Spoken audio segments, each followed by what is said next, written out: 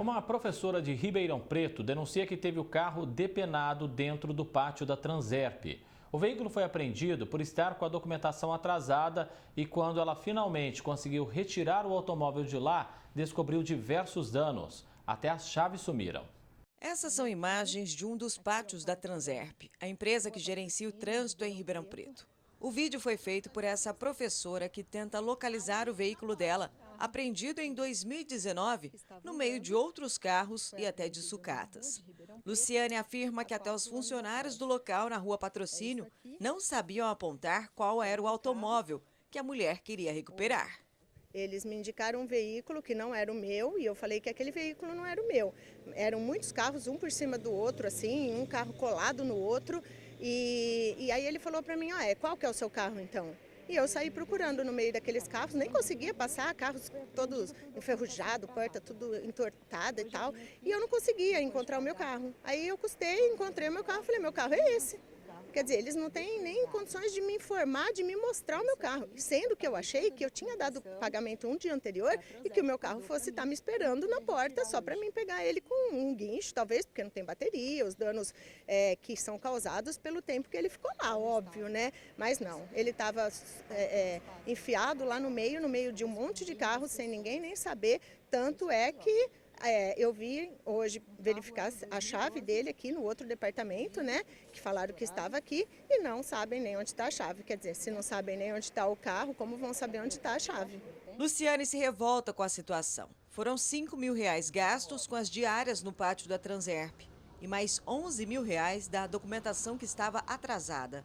Quando ela finalmente encontrou o carro, se surpreendeu com o estado de conservação. A Zafira, ano modelo 2010, estava com danos no para-choque e no vidro da frente. Por dentro, a situação era bem pior. O módulo foi furtado, os fios cortados para tirar esse módulo, o porta-luvas está arrebentado, tentaram mexer lá por dentro, aí só mesmo depois do laudo, né? O para-brisa está trincado inteiro, como se tivesse jogado uma pedra, meu para-choque caiu, que furou o radiador, o ar-condicionado, então assim, ele foi realmente depredado, né? Não sei o que aconteceu, né? Porque eles não têm também essa informação para me dar. O que aconteceu com o carro lá dentro? É isso eu ainda não consegui saber. A professora não descarta recorrer à justiça para a indenização.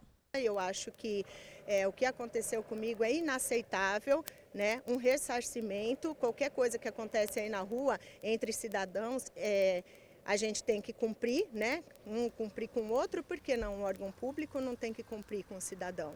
Né? Então eu acho que é justo, né? Eu fiz a minha parte quando eu estava com o documento atrasado, eu reconheci, fui lá, fiz o pagamento. Agora eu quero a parte do governo para mim. Para esse advogado, o caso da Luciane levanta um alerta. Quantos outros veículos devem estar nessa mesma situação e aponta falhas da gestão?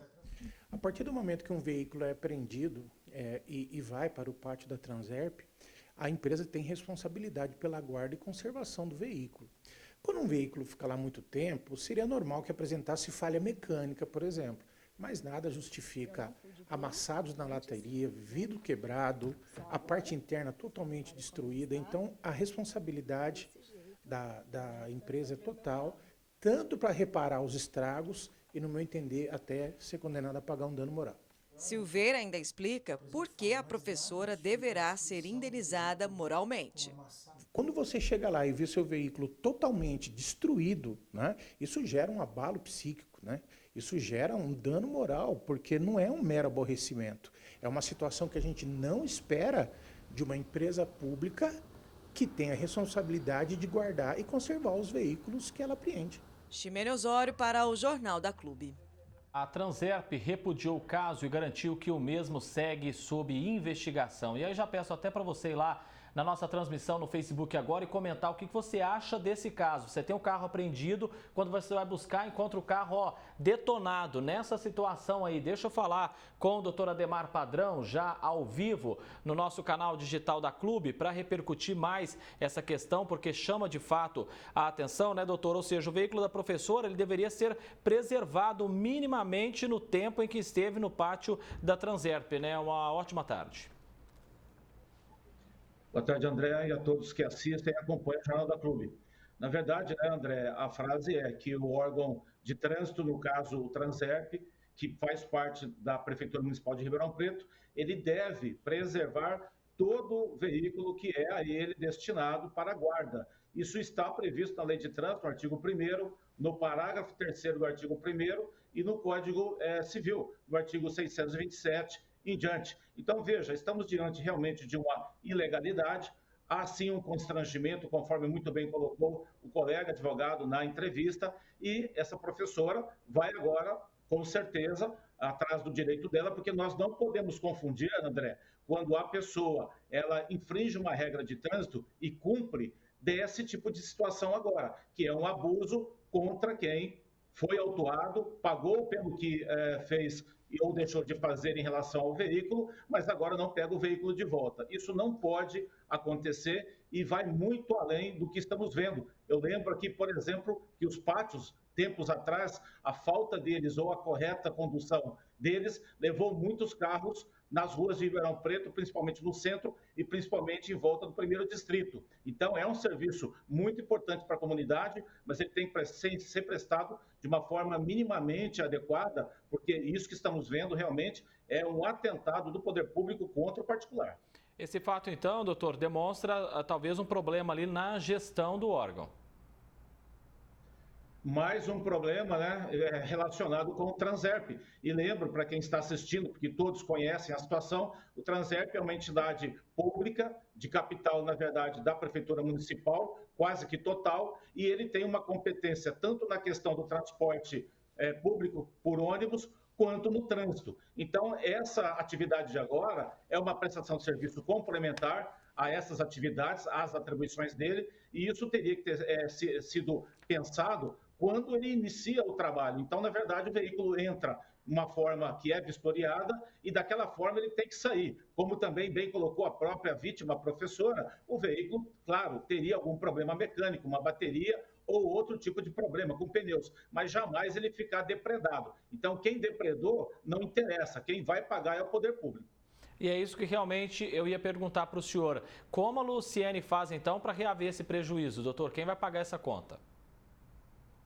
Bem, ela tem aí o auto de recolha do veículo e o estado que o veículo entrou. E agora ela tem como constatar na saída do veículo a forma que o veículo está. Ela vai registrar uma ocorrência de dano e essa ocorrência vai ser investigada. E ela vai ingressar, com certeza, através do Poder Judiciário, caso o órgão Transerp não reconheceu o erro administrativamente. Aí ela pode, inclusive, acumular o pedido, conforme também o colega advogado colocou, ela pode pedir um dano moral, porque o constrangimento já está comprovado. Então, basta ela comprovar o fato e ela buscar o direito que cabe a ela.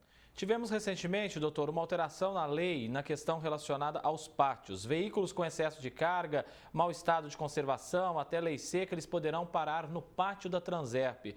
Gostaria que o senhor explicasse melhor ao nosso telespectador, então, sobre essa alteração.